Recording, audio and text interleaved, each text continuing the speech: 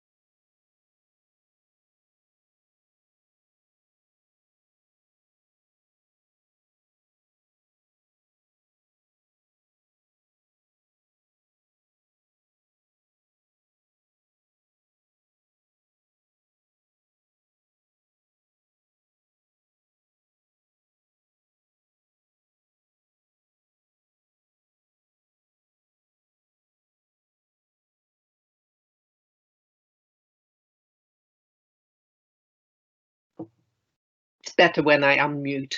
Hello, my name is Brigitte Lardinba and I'm the director of the Photography and Archive Research Centre at the London College of Communications of the University of the Arts in London. I am hugely honoured and pleased to be able to welcome you to our second instalment of the webinar series, The Decolonising Lens. This time it's entitled Transatlantic Dialogues and Institutional Development. And Mark Seeley, who joined UAL at the beginning of the year as Principal Fellow of Decolonising Photography and as such a core member of our research centre, is being joined by Chris Boot and Professor Deborah Willis to discuss how dialogue, personal relationships, and a network of like-minded individuals are important in effecting change within academic and cultural institutions. I only have to introduce to you a few practicalities. By taking part in this live event, you agree that the event is recorded and you will abide by some house rules. We expect all who take part to abide by the community guidelines, which we will be publishing in the chat box. All your microphones and cameras are off, so if you have any questions or comments, you have to put them in that chat box. In the last 20 minutes of this session, we hope it will go on for 1 hour. We will try to put as many of your questions to the panel. My colleague Oshin Davies and I will be monitoring them as they come in, and Oshin will then be feeding them back to the panel. The last 5 minutes, we ask Mark to sum up what he got from this conversation. I have one note for your diary. We hope to run the third instalment, the third of 5 of these events, all centered around Mark in conversation with his friends and colleagues and people that are appropriate to the subject we choose. We hope to run the third instalment same time at the 26th of November. And the details will be on Facebook and Instagram. Lastly, keep an eye on our social media because the recording will be, I hope, on YouTube very soon. And I would like to thank our technicians and everyone who's been helping to put this together, but mostly the speakers. Mark, I was wondering if you could take over from here, and thank you very much, all three of you, for having agreed to take part. Okay, thanks, Brigitte. Thanks for the introductions. Just a little bit of context, really. I think one of the things, well, first of all, it's a real pleasure to be in the room with everybody, and thanks for attending, and thanks for UAL for organising these events and for inviting me into their kind of research networks. That's fantastic to take some time out to think. One of the things I was becoming increasingly aware of over time is just how important it is really for networks to be, you know, recognized and established, and also think just how they've actually changed. Both Chris and Deborah, on a personal level, for me, have been really quite both inspirational and influential, and in many ways part of an ongoing conversation, and I hope an unfinished conversation. Because what I've realized over time is that without kind of individual support, and without colleagues in the field saying yes or no sometimes at critical points, I don't think the development of my work, and especially the work of Autograph in many ways, would not have been so, let's just say, fluid. And I guess that idea of a kind of politics of networks, of a few like-minded people in the room, I believe can affect quite a lot of change and build, if you like, a kind of sense of confidence, especially for those that feel as though their ideas are essentially isolated or have been isolated through various institutional means of being. And that's because those institutions are often very, I suppose, pyramid-like in their structure. And if I think across the work that we've been doing, or that I've been engaged in, it feels like it's been very kind of horizontal rather than kind of pyramid-like. It feels like there's been conversations happening in multiple areas and at multiple times and at different levels in terms of their development, both with artists, both with academics, both with kind of historians and curators and journalists. It's like a multifaceted kind of tentacle, I think. And I was thinking about that as a kind of network, literally like as a net of something that once those kind of threads have been suited together, offer a degree of support. A classic example of that is the generosity that Deborah was able to kind of give to Autograph in as early as kind of like 1990, 89, 90, when she said yes to an invitation to come over to the UK, to an organization that she had no idea who they were, but kind of instinctively she felt, I think she felt as though that there was a conversation worth having. Deborah's journey to the UK had a kind of profound impact on our thinking, because she was working at the Schomburg Center at the time, which is one of the few places that we could have or understand the value, and I say that with real emphasis, the value of kind of collecting and preserving and trying to place in a wider historical context images of Black people, photographic images of African Americans. It was almost as if there was a kind of window opened up to another world where you could see what was necessary for us to do here in the UK. And I'm just going to invite maybe Deborah just to kind of give us a little background to her kind of thinking and her engagement with us as to why she said yes to that conversation in the first place, and also just maybe introduce some of the kind of work that she's been doing around, I suppose, bringing out or bringing forth and championing and advocating people like James Van der Zee's work, people like Carrie Mae Weems, and how, for me, looking at her work, they've been able to, in many instances, mirror some of that kind of strategic thinking, especially about the value of publishing. Deborah. Thank you, Mark. It's really great to be with all of you.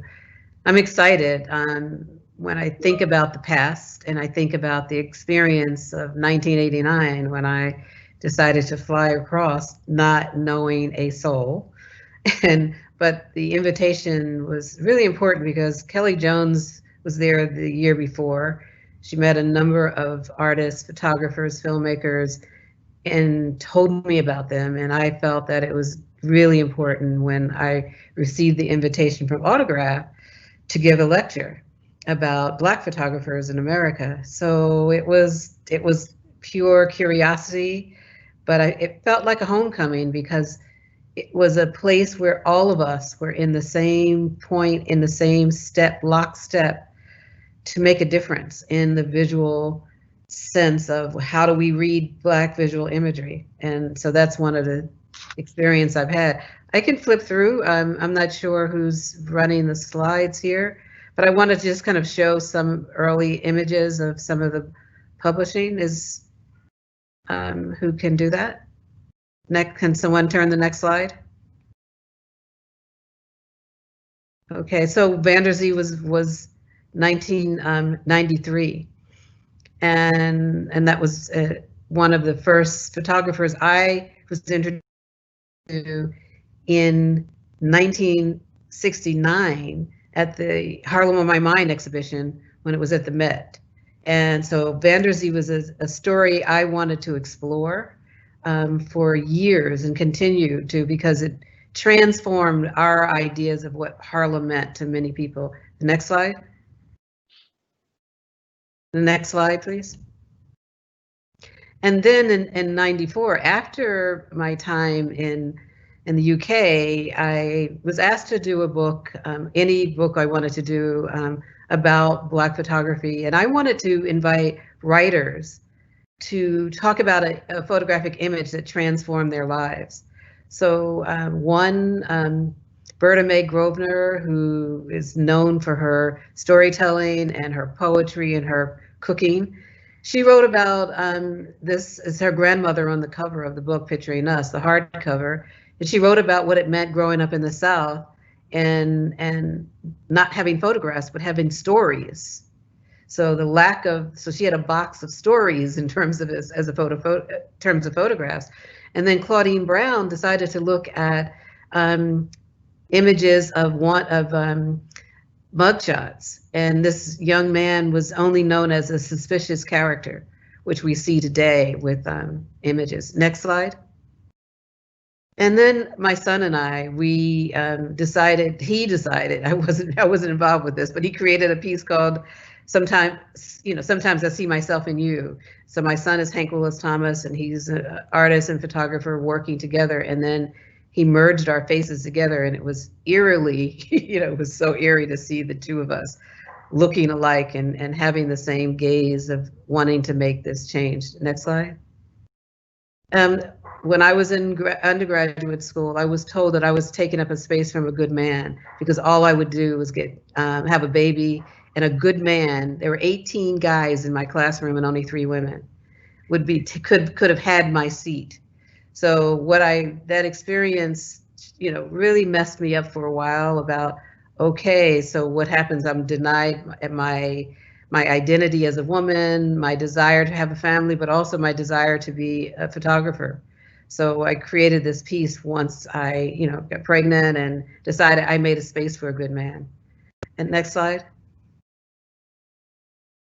And so I grew up in the beauty shop in Philadelphia. Storytelling was part of my life. This is my mother seated in the chair with one of her friends fixing her hair. But I grew up in a place where storytelling, visual storytelling by looking at magazines and the experience of what happens in women's lives in North Philadelphia. And so this is part of this narrative. Next slide.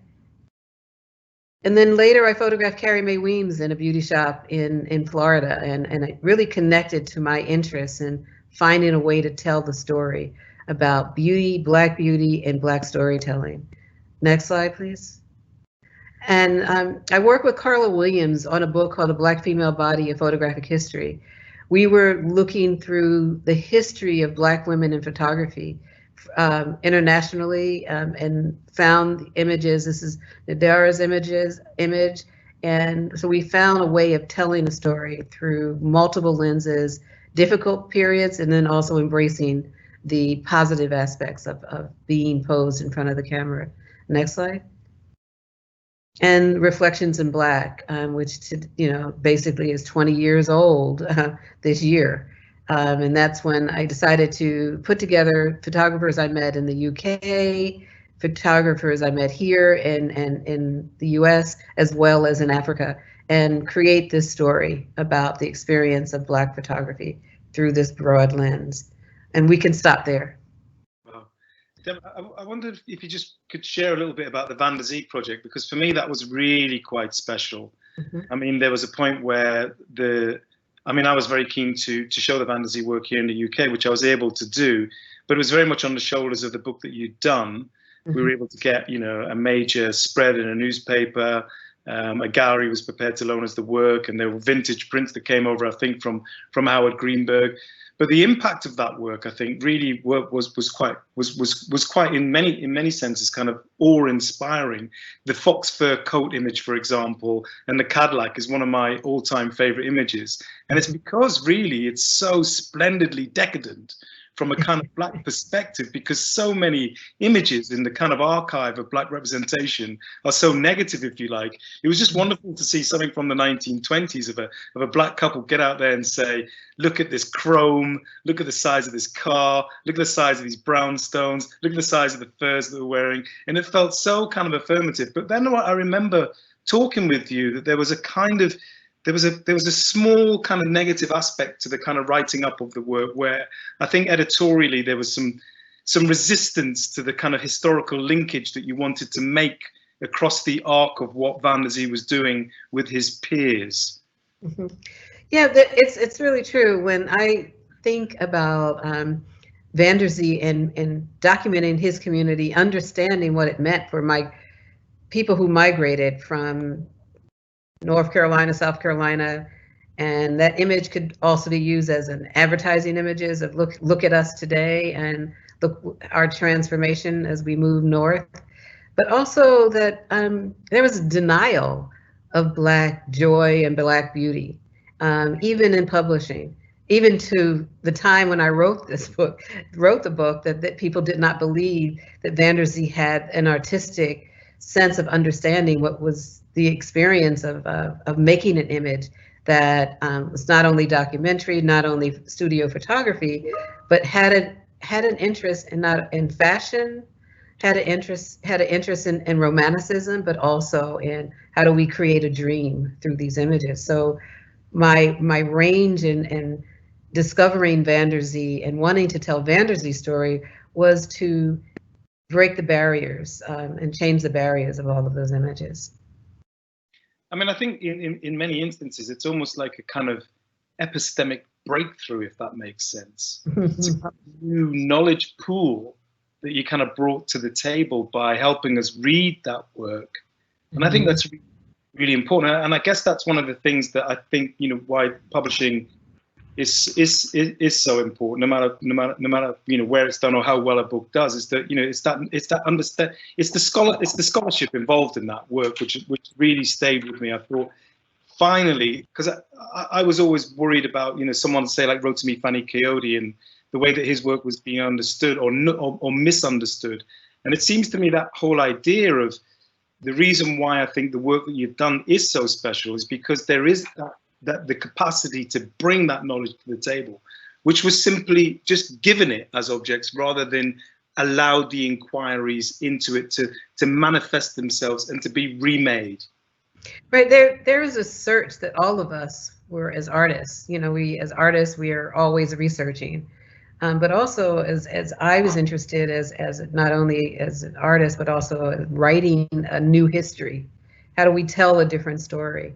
And through Van der Zee, it was like multiple lenses that we could tell a different story through about Black culture. And so when I think about Alan Trachtenberg used the term that his studio was like the theater of desire. So when we think about Van der Zee, we think about desire. We look at the images of Harlem at that time, and Harlem was a desired place for many. It had a lot of hope. And so having a fur coat or having a Cadillac, but it also had a sense of entrepreneurship, that sense of mobility that changed the view of Black people during that time. And I love the fact when the UK published the the experience, it was a lot of newspapers. And that big piece in the newspaper was, I don't know, it was The Guardian, I think, but it was a lot. Independent newspaper. Independent, yeah, it was a big spread, but it also introduced a new way of understanding how to read images of Black people. No, it was an amazing moment of triumph just to get it into the newspaper. It's funny how you realize that sometimes just the key of a key like the research that you've been doing. I mean, I wrote an article which basically rewrote some of the things that you'd been saying, and maybe I should apologize for or something. But it was like without that work, I couldn't do that work, and without your work, the show obviously couldn't come to the UK. And I think this idea really is about how do we change the representational field in terms of how Black people have been understood has been a kind of core work which we've been trying to do at Autograph since day one. How do you create a context of which the things can be read? And I think our academies have lacked the opportunity for that. And again, this is something that, you know, just bringing Chris into the conversation. It's something that without, I think, you know, when Chris was at Phaidon, without having an editor in place who could see again the value of what you were trying to do, with a kind of, and understand the body politic of a volume of a book or a publishing exercise that could be brought forth to kind of change the dynamic again through in this sense through the work which Stuart was doing, because so many of the artists that we were working with were very familiar with the work of Stuart Hall. So many of them were influenced by the idea of trying to break up the, you know, the essential Black subject, for example, trying to get past the idea of a kind of fixed notion of what a Black subject is. And the book we did with Different, which Chris basically brought to the table, was really important in that sense. So I wonder if we could just reflect a little bit on that, Chris. Well, firstly, thank you very much for having me. I'm very honoured to be here with Deb and Mark. You and I go back kind of forever, since we were, I think, both selling pictures out of our cycle bags for the respective agencies we worked for at the beginning of the 1990s. And we've been in touch and swapped ideas. And in terms of your horizontal description of our horizontal alliances, I had no better example than you. And we've worked together at various points. And yeah, I mean, for me, the story, it all stems in the 80s, which was, I mean, I entered the world of photography at a highly politicized moment. Margaret Thatcher was in power. You know, my first job in photography was working with the Photocop. We saw ourselves more as representation activists than anything else. And it was an era defined by, well, the GLC and the work that they did in terms of enabling both debates and funding for Black, gay, representation activist groups. It was the time of Format, the women's agency. We were, I mean, very ambitiously and not necessarily that well, trying to reinvent a new language to describe society as we thought it should be, rather than it was being reflected in the newspapers of the time. Our big our enemy was the mainstream media at that time, who we saw guilty of misunderstanding and misrepresenting well, people fundamentally. So yeah, I mean, it was in that period that, I mean, it was actually when Autograph was first conceived, as far as I'm aware. I mean, I remember getting called on by Lance Watson at the Photo Co-op. It must have been about 1985, and he was looking at us as a prospective model for Autograph, and I'm sure he was doing the same thing with Format, and which was a kind of comparable agency. And I think the first thought with Autograph was that it would function as an agency for photographers, in this case for Black photographers. And in subsequent years, that idea morphed, and it became an agency of ideas, and as much as an agency of individual working photographers. But yeah, I mean, the work that was done then translated into books that we did over the years. We did Sunil Gupta's first book together when I was working with, well, that's actually when I went independent, and I worked with Autograph. The different book we did that looked at Stuart's, or yours and Stuart's, ideas of that time were really, I mean, everything was rooted in that period in the 80s. And just also to connect that to your idea of the lateral connections you make. I mean, I do think it is in the first few years of our careers that we establish the connections and establish the roots of the ideas that we then go on to work on for the rest of our careers, and that was the case. But the different book was quite special because Phaidon at the time was like one of the holy grails of publishing. Everybody wanted a Phaidon book. Somehow they'd raised the bar. Everyone was, you know, the reproduction, the quality, the luxurious kind of production lines, and it was quite, and it was. I can remember our funding. I can remember our funding. Let's just say our major funders thinking when we put this book on the table, it was like, but it's a Phaidon book, right? It wasn't supposed to happen. It was always supposed to be some other kind of like community press somewhere, and it was. And I kept on I argued and argued and argued forever that there is a market for this place, not a big market, but there is a market for it. And I think one of the key things we've always fought against is that one of those things which you will know, Deb, is there's always been this things where who's this for, who will buy it, and I think this is one of the key shifts that people are just slowly beginning to understand, that there's always been a market for it. It's just that the product has never been able to become established. There's always been a desire for the conversation within a kind of cultural context, and there's always been an audience for it. As long as you kind of like, you know, put the work out there, people will come to it. And I'll share just something with you. We did a show around 1998, which celebrated the Windrush, the arrival of the Windrush generation in the UK. And it was one of those conversations where, this is pre-internet, we'll talk about that before, but word of mouth had gone round the black communities in the UK. And it was an amazing night where people, you know, came to these archival images from Getty's archive, which are curated and put on display. And literally people, including, you know, Stuart Hall himself, cried in front of the photographs, literally cried in front of the photographs, because it was the first time that these people had actually seen themselves been celebrated within a kind of gallery context where they could be, you know, again, valued. And I think, you know, one of the things that the different book did is it valued all those incredibly complicated ideas. It had Dawood Bey in there, Clarissa Sy,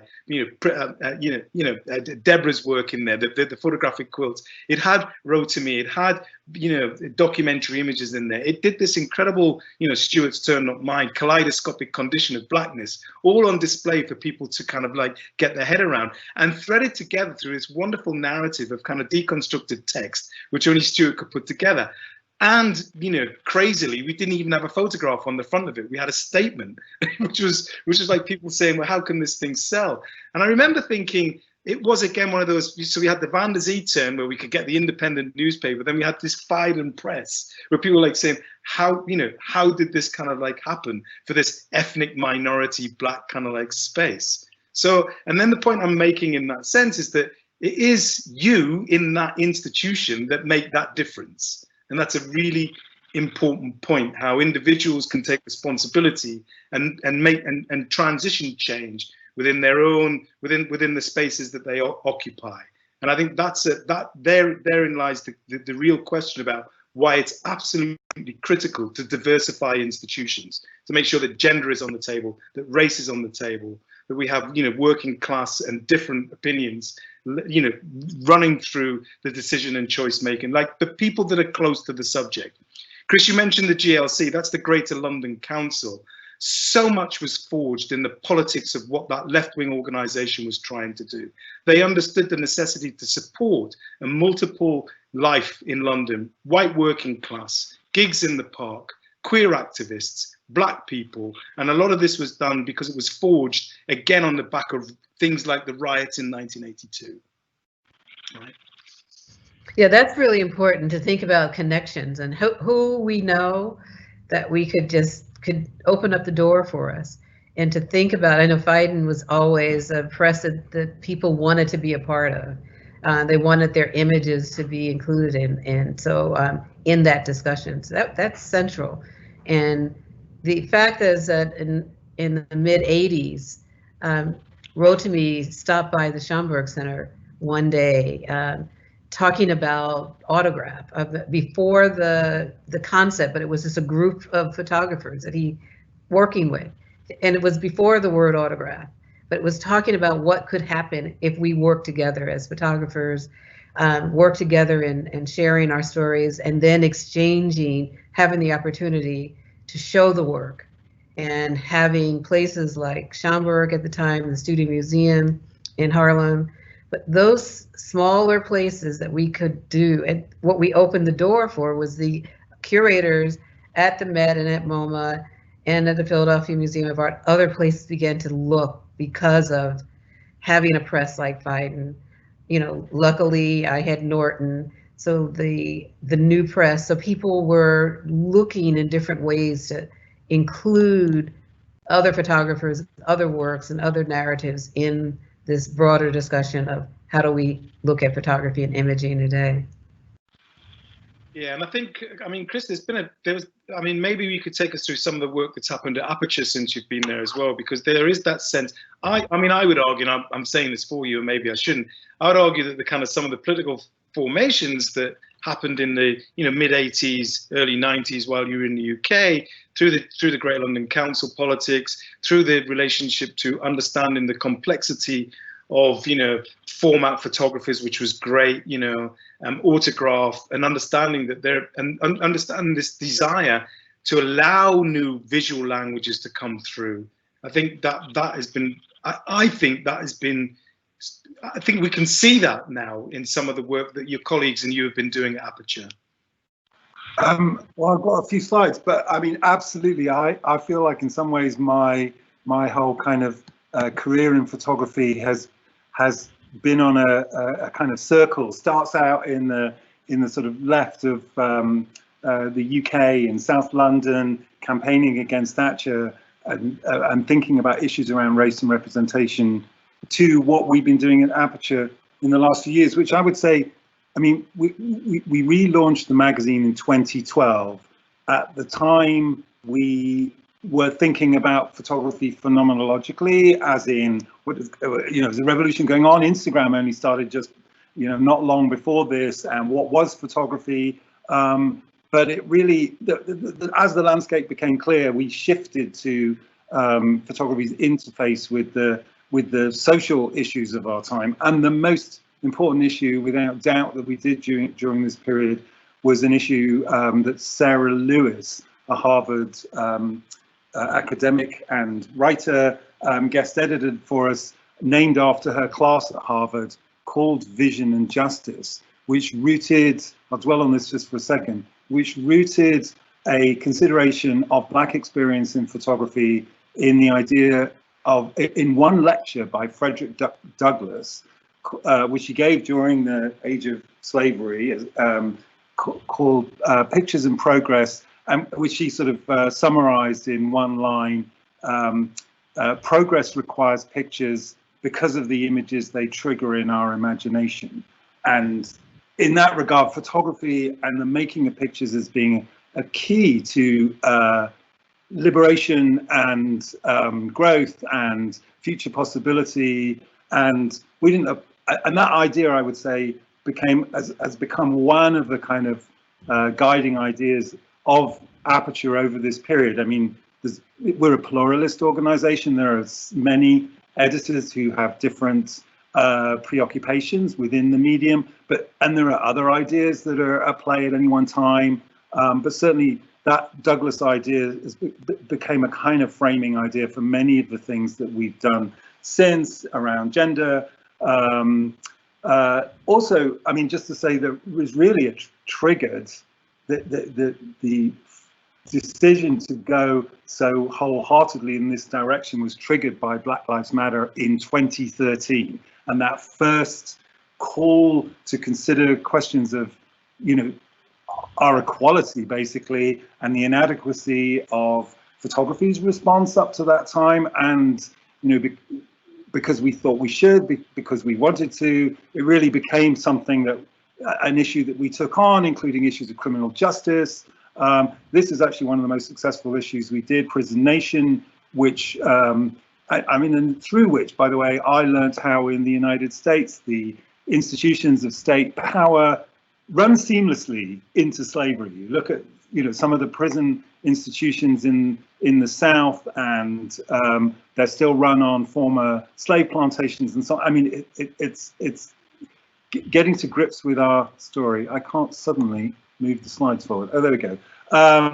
I'll run through them. These are a few of the issues of the magazine. This is the current issue that is out now, and then out of the magazine has come threads of projects, like in the Vision and Justice issue. We were the first to publish, at least recently, the work of Kwame Brathwaite, who, as a photographer, entrepreneur, an activist in Harlem in the 1960s, during the civil rights movement, pioneered the Black is Beautiful idea at that time. And this was a book about his work. And then a kind of parallel but completely contemporary version of that is the work that Antoine Sargent did, looking at the work of young Black photographers in fashion globally, but mainly in the United States, pioneering, again, a kind of new and surprising visual ideas around Black beauty. Also, we're publishing this year.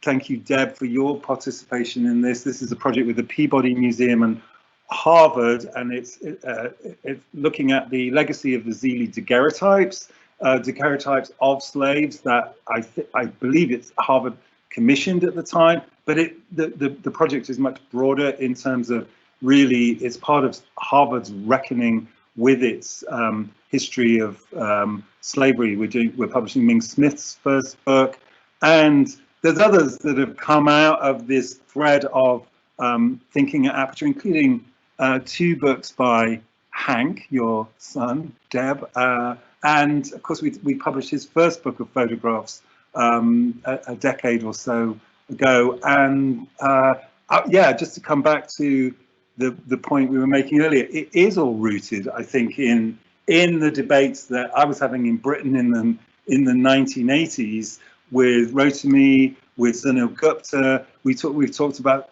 along the way about Sunil's Sunil, who I think might be on the line, used to hold parties at his place in Brixton. It was like an open house every Saturday evening. I don't think Sunil conceived them in any way as a kind of salon, but they were the place where, while eating Sunil's mum's curry, we were debating these issues of representation, and that became a kind of key place for forging alliances and developing ideas. There are many other places where that was going on, but that fertile ground where so many of the arguments around race and representation were built, I feel has been, well, key to the work that I've been doing here. Thanks, Chris. I mean, I think that sense of there was a sense of community, although there were lots of differences in those communities, which was sometimes quite difficult to get your head around. And people will be banging heads while sitting on the sofa as well at times. There's lots of kind of sometimes fallouts in those moments as well, where people just couldn't get on for whatever reason. And sometimes think you put a bunch of photographers in the same room, and it's like herding cats, right? It's like, oh my God, get that into place. But there was I think Sunil, just to add, but Sunil, I met Chris at Sunil's one of his parties years ago. But the range of people that Sunil had at the table, we think about Carrie Mae Weems in the Kitchen Table series, Sunil had that as well. And when we think about Salon, it's a different format.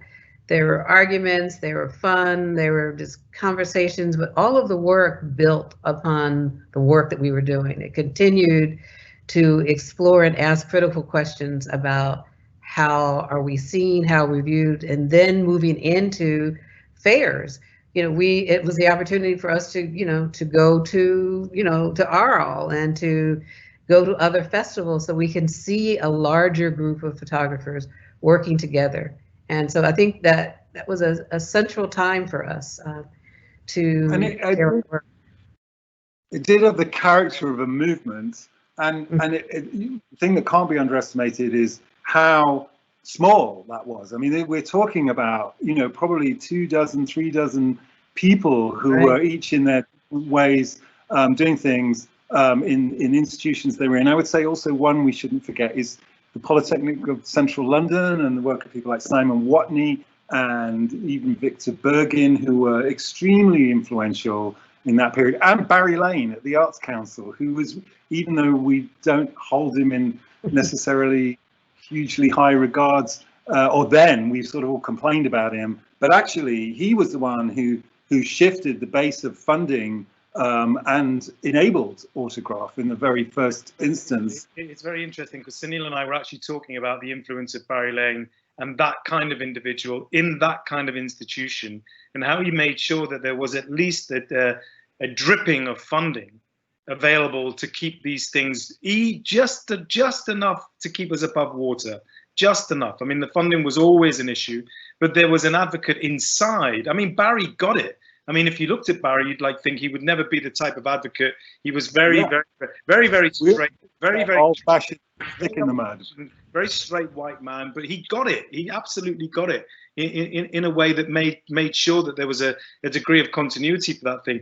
But also, you mentioned Carrie Mae Weems and the kitchen table. I remember Carrie's been great for Autograph, and I should thank her in many ways, because one of the things that Carrie did is she made sure that Jeff at Lightwork understood the work that was happening in Autograph, and Jeff got it to the point where for the last 15, 20, well, could be 15 to 18 years, we've been able to send somebody to a residency program that funds and produces new work for the last 15 years, right? With the point where someone's just said, send us somebody, we'll support your choice, and we'll look after them for you. Don't worry, we know what we're doing here, and they will have a good time. We trust your judgment. I mean, that for us 15 years ago was like a breath of fresh air. It's like, where you've got a major people like Nan Golding have been there, or Cindy Sherman. Like the list of people that had been through that residency program was unbelievable.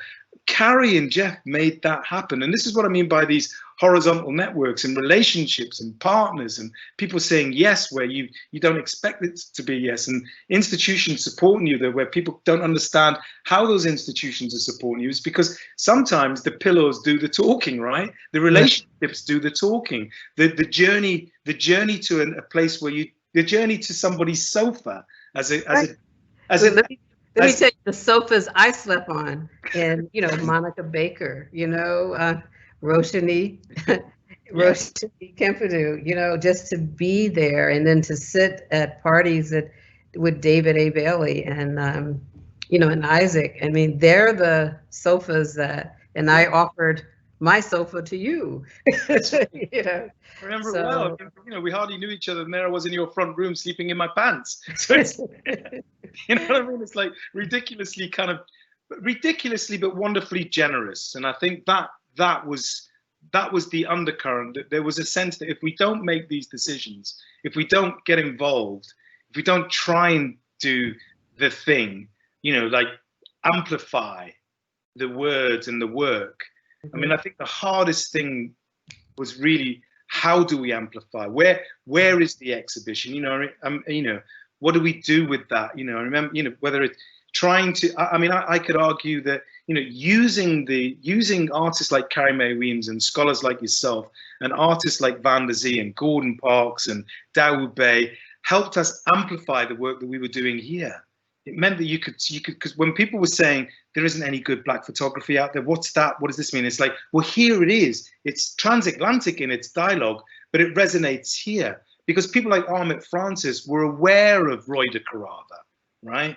They were aware of Val Wilmer was aware of what Roy de Carava was doing. There was a knowledge pool here, which we just had to get people, you know, to release themselves into, rather than blocking it.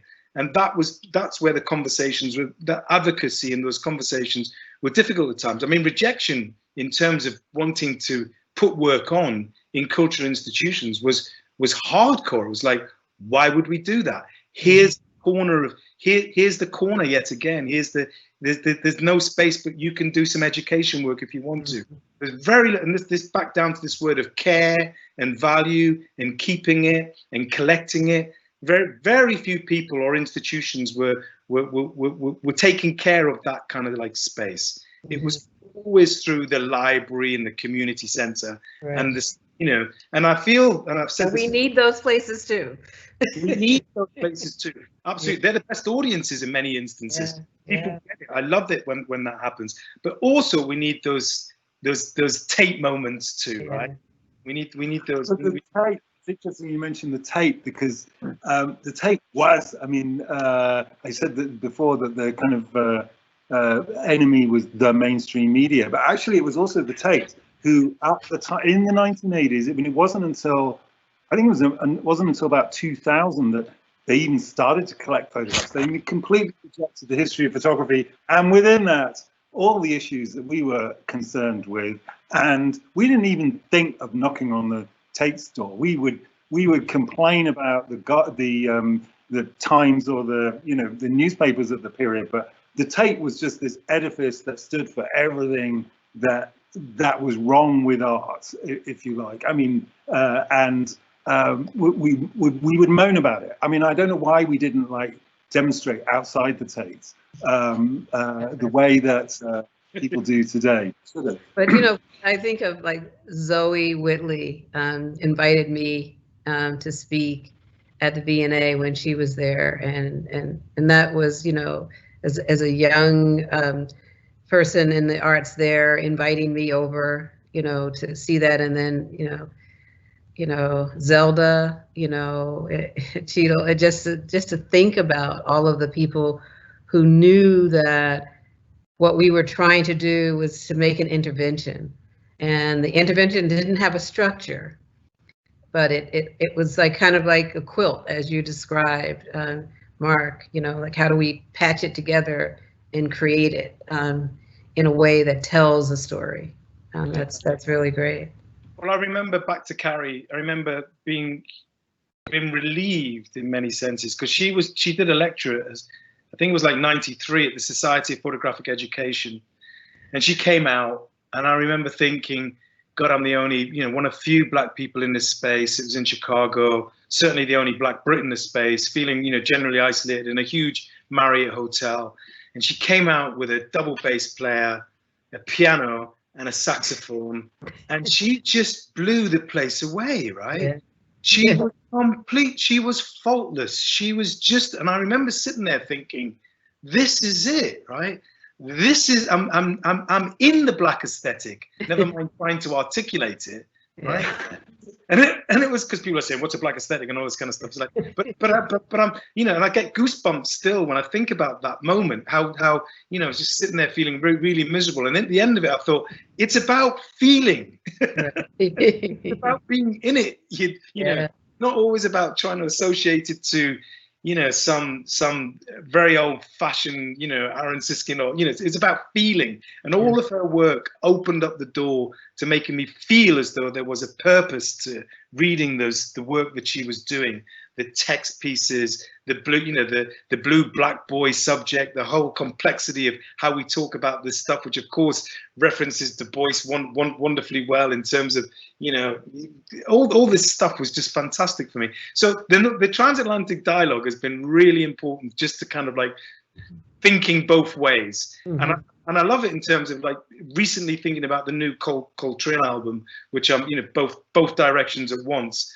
I love the idea that we can think like that in multiple directions, rather than in those kind of traditional, you know, this is where the kind of knowledge system lies at the top of this pyramid, and anything else below it is kind of like just holding up the building blocks, right? I think it is about thinking about those relationships, the jazz of it all, the the fact that it can be reperformed and resaid and not be a perfect science, but get to a place where people can feel the work. And we've done this at Autograph, particularly with the Black Chronicles exhibition, where, young Black people and cross-generational people stood in front of the work and said, my God, I can't believe this is us.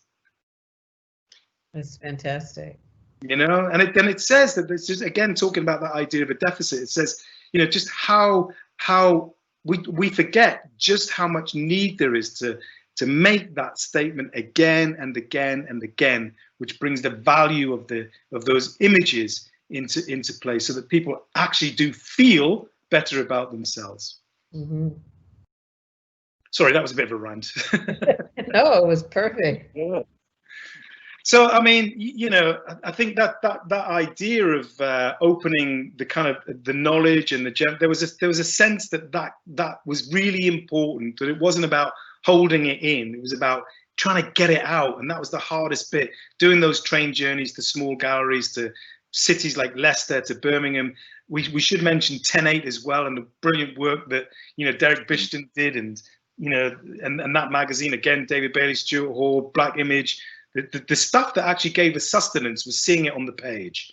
Right, and then to think about Photo Fest and Newcastle, when we were all traveling to affirm our voices, that and our work. So Photo Fest was really central at that time, and 10/8 is all in all of that. Yeah. Yeah, I mean, Fred, 10/8 was really the first kind of publication to articulate what we could call now a movement, but it with that issue, was it Critical Decade? There were two, I remember, that really affirmed the point of change in our field, gave depth to it as well. That was so important. Again, a publication that understood the value of what both David A. Bailey and what Stuart were trying to do in that context. Really, really, really important. I mean, it was and it opened the door to many conversations as well, simply by having it as a publication, being able to put it on the desk of people, being able to carry it in your bag for many years. And I'm still using it for my classes. Exactly. So, important tools, I think, in many ways. But then there's the institution, and it's great that the Museum of African American History and Culture is there now, and I kind of think, from letting Rotary in the back door at the Schomburg Center to now these incredible moments where we can see what people are, well, what I mean, that journey to, and when we met in DC, looking at that site then and then seeing what's there now, I mean, an amazing transformation, right? It is, yes. I think people like, there's a bell going somewhere. I think people like Lonnie Bunch have to be mentioned as well, about that caring of work and, pushing through those agendas. I think it's really important. So I think we have to maybe open up now. And also to mention that Rhea Combs is also one of the curators there that is bringing a whole new visual culture language there, so that's essential. And just to kind of summarize in many ways, each time I look at where we are in photography and our knowledge, each time you visit what there's something else there. There's always something else there. There's always another person there. There's always another way to think about the image. And one of the things I fundamentally believe is that each time we look at an image, in time, we see something else now. And I think I really like the idea that the Van der Zee work is completely fluid and still has massive resonance in the now, and probably means much more now than it did when we first were encountering it. You in 69, me in 89 probably, and then the timelines, this stuff, which is why it's important that they get shown, that they get seen, that they still have the capacity to inspire and bring people into new possible ways of understanding those histories, especially the stuff that's outside the frame. Yes, totally agree. Yes. And along the way, work that inspired tens or hundreds of people in the 1980s, and the arguments can now inspire millions, if not billions. I mean, just in terms of the building work that well, both of you have been absolutely central to over the last 3 decades it really has a huge audience today, which we couldn't have imagined, I think, in the 1980s. Mm-hmm. So I'm not sure what the dear speakers, I was going to ask you to summarize, which you have automatically and spontaneously done. We have experienced a little technical hitch, which meant that no questions were being able to be fed through, but I didn't stop you because your conversation was so wonderful that I know that we have officially only 3 minutes left. So I want to ask, given that I know a lot of students will be seeing this link or being with us, Chris said that the first years of your careers established the connections that then were forever important. Could the 3 of you just very briefly say something encouraging to our young people who do now have the internet and who maybe don't sleep on each other's sofas because of the horrible situation we are in?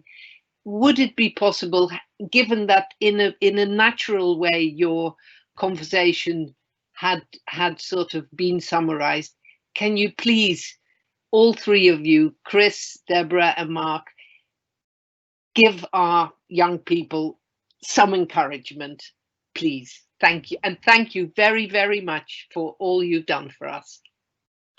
Deborah, you go first. Okay, as I teach young students often, and I tell them that look around the room and look who you're sitting at the table with or in other places, even at social distancing. These people will be in your lives for the rest of your life. And I always say that they're going to work with you. You're going to need colleagues, you're going to need team builders, and they're there. So just remember that the people around you are going to be with you for the rest of your life.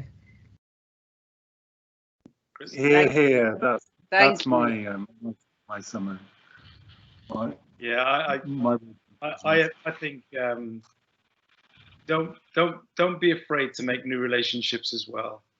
I can remember thinking, God, I'm so terrified to go and speak to somebody about what my thoughts might be, to the point where I could hardly, you could almost feel your heart in your mouth.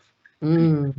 But I think, I think you'd be surprised how generous people are if you approach them in the right way. And I think, most good people are happy to share. And I think that's when we can share more now, as Chris was saying before, we can share more now than we ever can before. And I think that's really, really important. And be generous and stay on it. Stay on it. And safe. Yeah, stay on it and safe. That's it. Thank you. Thank you for this opportunity. Thank you, Deborah. Thank you, Chris. And I hope we can cross the Atlantic soon. Yes. Thank you all. Chris, did you have anything you wanted to add, or can you underwrite what the others say? I'll just add one thing that I just thought of. Your elders are challenged. Please help them and engage them, and they may have useful things for you. You just, like, I'm echoing you, Mark. You just have to ask.